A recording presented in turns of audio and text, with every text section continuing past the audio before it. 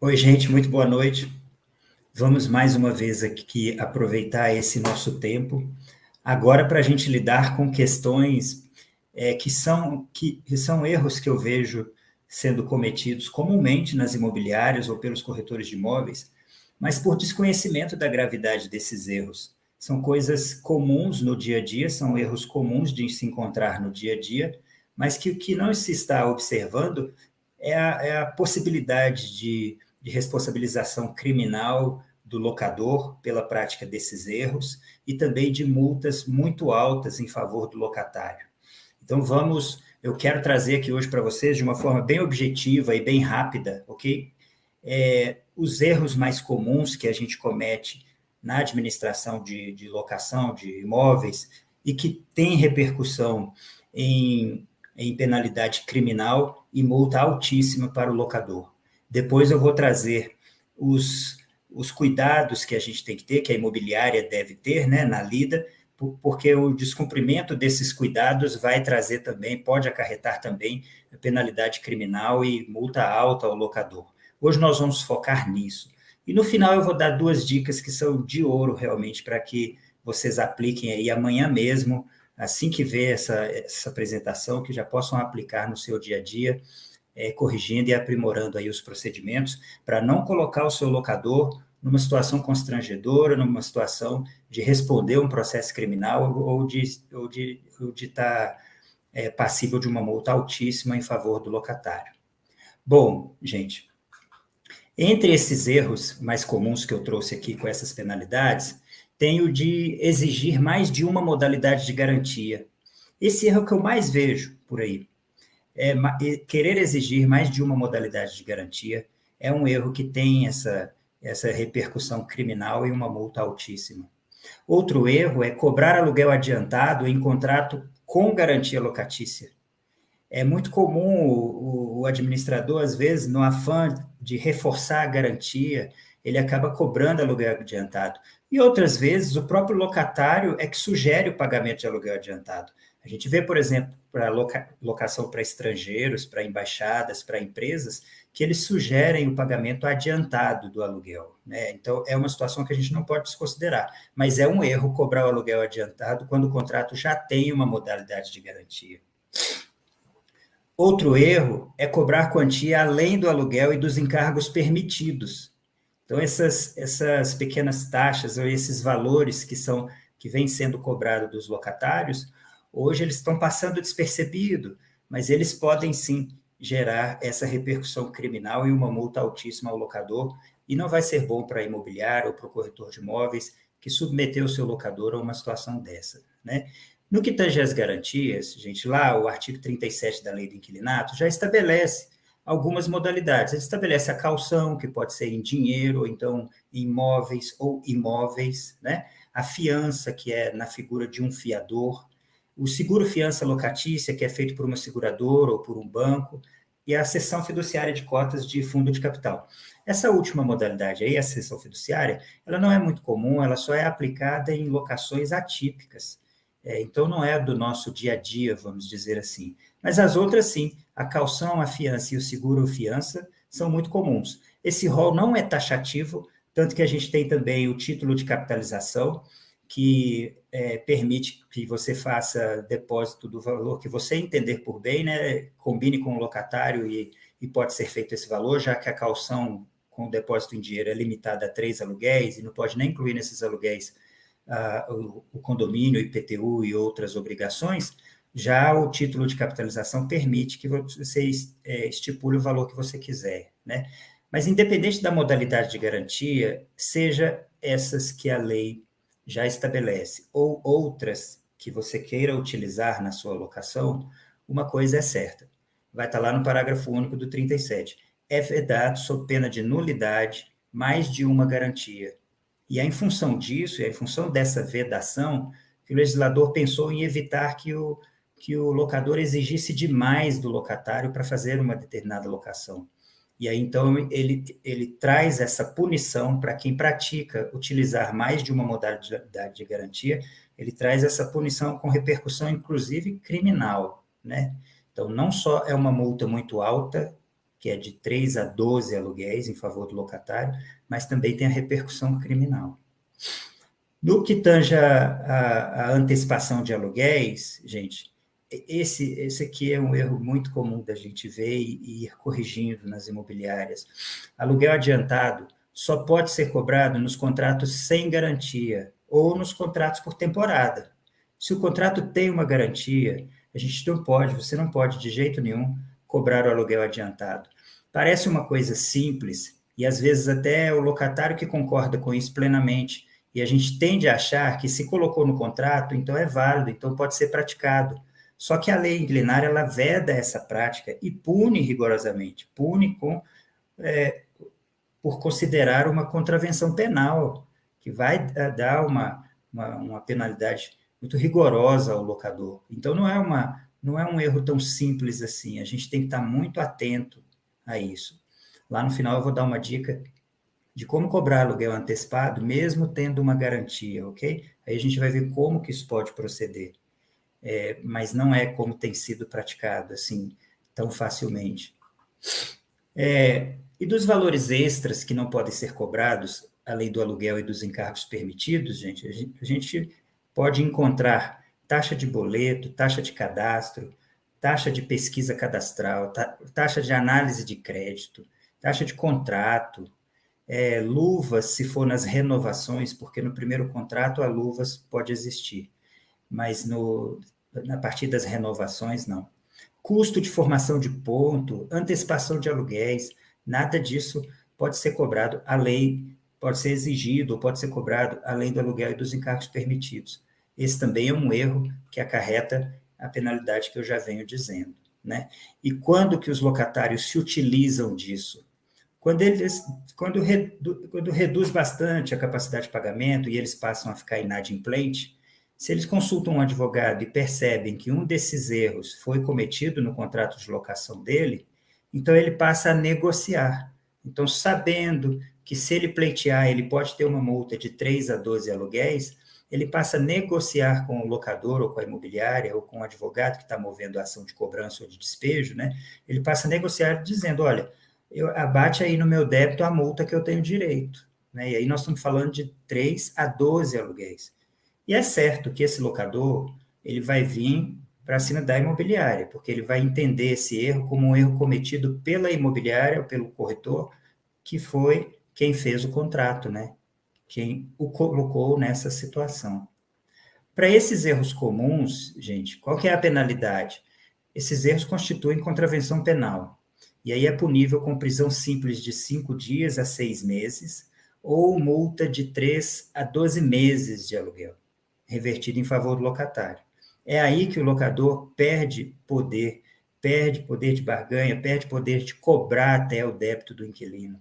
Porque para ele se ver numa situação de responder um processo onde ele pode ser condenado a pagar 12 meses de aluguel para o inquilino, como que ele vai cobrar 6, 3, 9, correndo o risco de sair devendo para o inquilino ainda, né?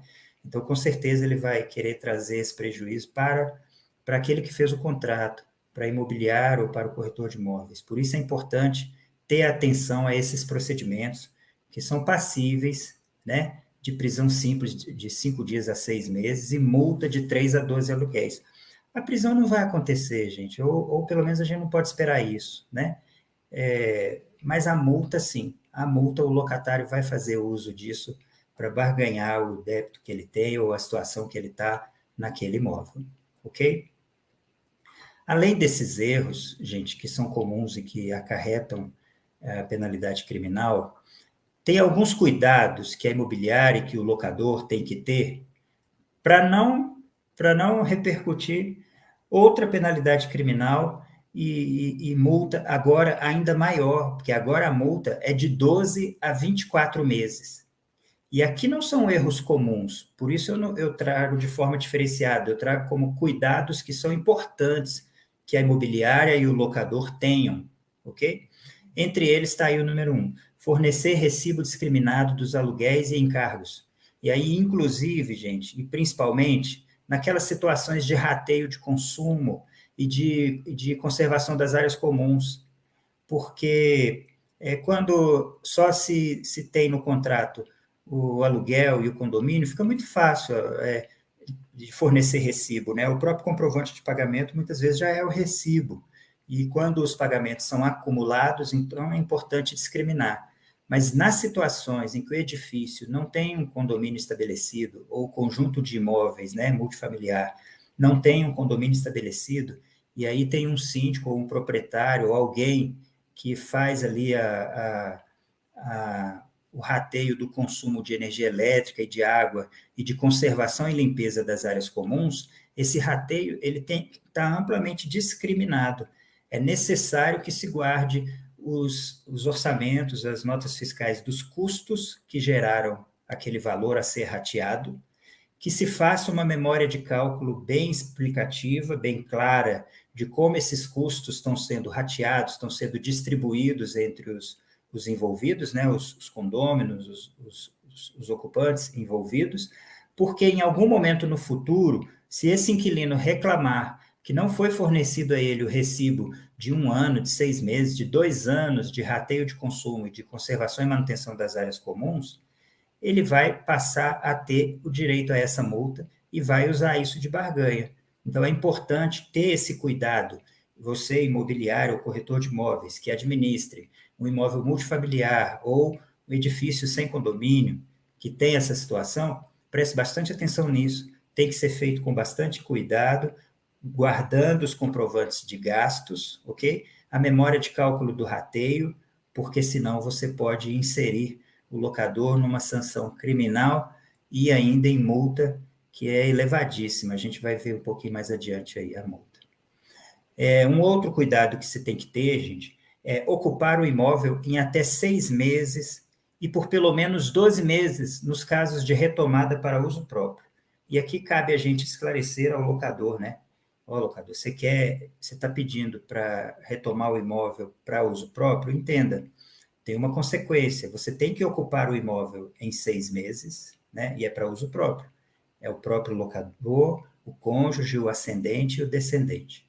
E tem que ocupar o imóvel pelo prazo mínimo de 12 meses. Porque se isso não acontecer, se você desocupar o imóvel e desistir de ocupar o imóvel, ou encontrar um outro inquilino numa situação melhor e preferir alugar para ele, se esse locatário verifica essa situação depois de 6 meses e vê que não foi você que ocupou, né, não foi o locador que ocupou, então ele pode pleitear essa multa dele ou essa sanção criminal aí que a lei já estabelece para o locador que incorre nessa falta de cuidado aí.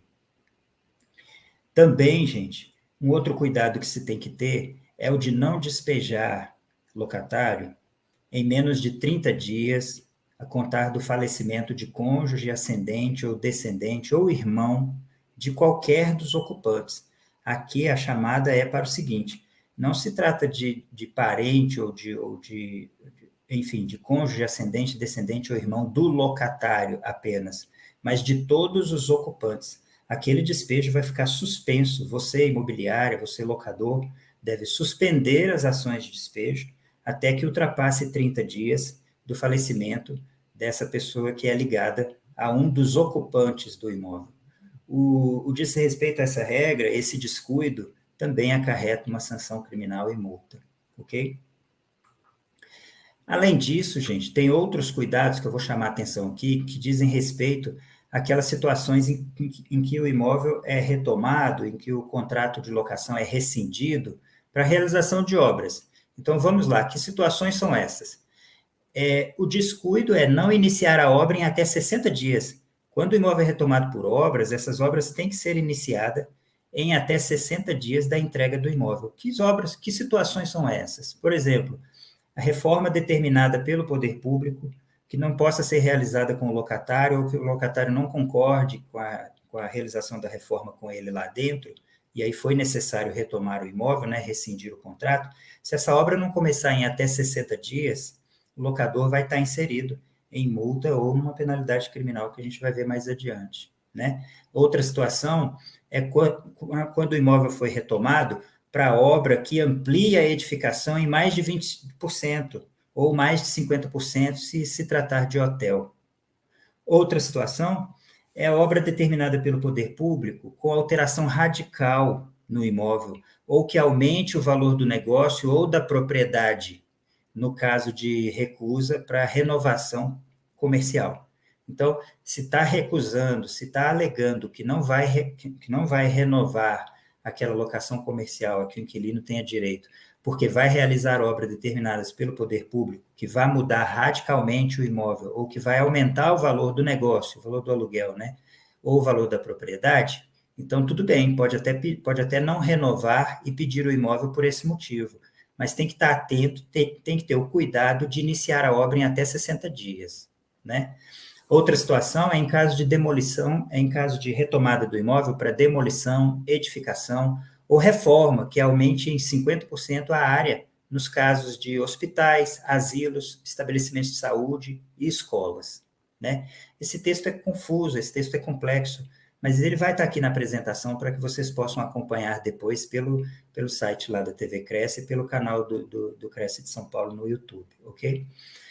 Então, são diversas situações de retomada do imóvel para a realização de obras em que deve-se ter o cuidado de iniciar a obra em até 60 dias, ok? Então, é importante a imobiliária que vai tramitar essa rescisão da locação por esse motivo, é importante que ela instrua o locador desse prazo, dessas consequências, né, dessa penalidade, porque senão vai passar despercebido por ele, e se o inquilino passar lá no imóvel e ver que a obra não começou em 60 dias, ele pode querer pleitear essa multa, porque ela é bastante significativa.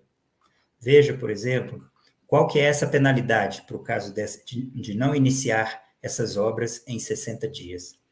Constitui crime de ação pública, punível de detenção de 3 meses a 1 ano, que poderá ser substituída pela prestação de serviço à comunidade. Imagina o seu locador sendo submetido a prestar serviços à comunidade, porque não foi informado pela imobiliária, porque não foi instruído pela imobiliária que, ao retomar o imóvel, ao rescindir aquela locação, ele tinha que estar atento a esse cuidado de iniciar a obra com 60 dias. Ou seja, a repercussão disso vai estar em quê? A imobiliária vai ter o cuidado de, além de instruir o locador, só iniciar realmente os trâmites de retomada do imóvel depois que esse locador estiver pronto para começar a obra. Porque 60 dias é muito pouco para ainda ir aprovar projeto, definir recursos, né? Fazer os preparativos iniciais. É um prazo muito curto e a lei foi muito rigorosa nesse sentido, para evitar a simulação, para evitar a especulação de locadores, dando essa justificativa para retomar o imóvel e depois não cumprindo essa finalidade que foi motivada, que foi proposta, né, para a retomada do imóvel, ok? O prejudicado, que no caso é o locatário, também poderá reclamar, aí no processo civil, né, multa de 12 a 24 aluguéis. Olha a grandeza da implicação desse descuido, né, de não observar o prazo de 60 dias para começar as obras nesses casos que eu relatei. Multa de 12 a 24 aluguéis atualizados ou aluguel do novo inquilino, caso o locador tenha alugado para outro ao invés de fazer a obra, né? É muito sério isso. E como a imobiliária pode se defender, como a imobiliária pode se preparar para caso ela seja demandada judicialmente junto com o locador, né? Ou para caso esse locador queira, nesse prejuízo, queira regressar contra a imobiliária, alegando que a imobiliária que foi culpada. Quais são os atos de defesa? O que a imobiliária pode se ocupar de cuidar para que ela tenha esse respaldo depois, né? É preciso que ela informe por escrito o locador das penalidades criminais e civis para o ato que ele manifeste pretender. Ou seja, se ele fala, eu quero retomar o imóvel, para quê, senhor? Ah, para isso e para isso. O senhor tem ciência que, nesse caso, o senhor tem que, o trâmite vai se dar dessa forma e o senhor tem que ocupar o imóvel, o senhor tem que começar a obra em no máximo 60 dias? O senhor está preparado para começar essa obra imediatamente? Porque se ainda tiver que aprovar um projeto, se ainda tiver que contratar uma empresa, vai passar de 60 dias e a multa é altíssima, além da sanção criminal, né? Imagina o senhor prestando serviços à comunidade por causa de não ter tido esse cuidado, né? Então, quando a imobiliária informa por escrito, ela se resguarda depois, porque o papel dela não é negar aquilo que o locador pretende para o imóvel que é dele, mas é de instruí-lo, né, nas consequências, nas repercussões, na possibilidade legal daquele que ele está pretendendo, né? É interessante que a imobiliária, mediante avaliação do caso, até se recuse a realizar os atos de rescisão e retomada do imóvel. Mas, para isso, ela vai ter que analisar o caso mesmo, e vendo que aquele caso pode trazer uma implicação mais séria para ela, porque em algumas situações a imobiliária, como presta serviço ao locatário também, ela vai estar inserida na relação de consumo, então ela vai sofrer as consequências de um processo judicial amparado na lei do consumidor, que traz uma série de vantagens para o consumidor, né, em prejuízo dessa imobiliária que vai estar sendo acionada. Então, em alguns casos, é importante, é interessante até que ela se recuse, até porque quando ela se recusa a fazer, ela não tira o direito do locador, o locador pode ir lá e fazer a notificação ele mesmo, ele pode ir lá e mover a ação de despejo, se for o caso, ele mesmo, né? E aí não vai estar implicando responsabilidade à imobiliária, ok? Mas são casos muito atípicos, são casos que ela tem que analisar, que ela tem que avaliar o caso concreto para poder estabelecer essa recusa. Senão, bastará que ela informe por escrito ao locador dessas consequências para que isso fique registrado.